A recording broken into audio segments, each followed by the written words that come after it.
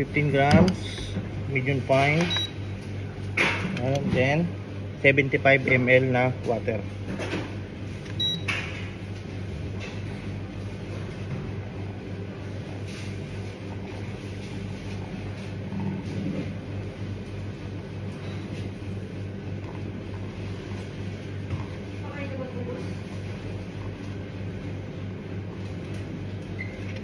Yan, 75 lang. Then 4 to 6 times 1, 2, 3, 4, 5, 6. Tanggalin lang natin yung ano para lahat mabasa. So antay tayo ng 1 minute and 30 seconds. So kukoveran natin. Antay ng 1 minute and 30 seconds bago natin i-press.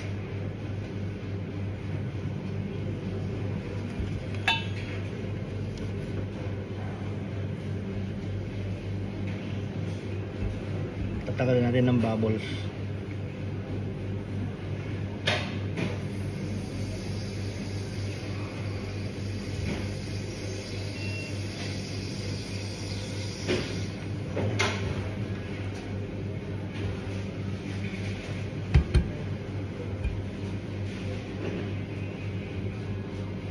So 1 minute 30 seconds.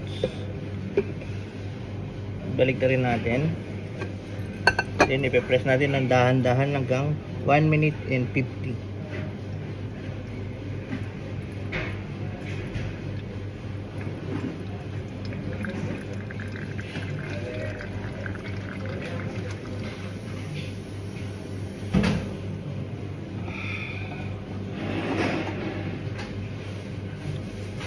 So ito na yung diluted natin, 75 ml.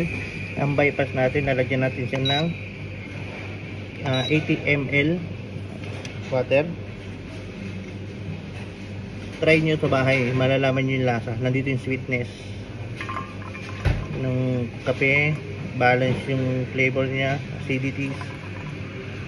80 lang ha, 80.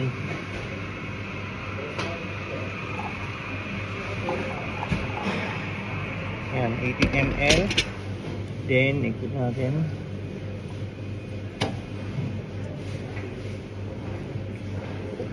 Then syempre ano natin lang yung tubig natin, ano natin yung ano natin, hot water.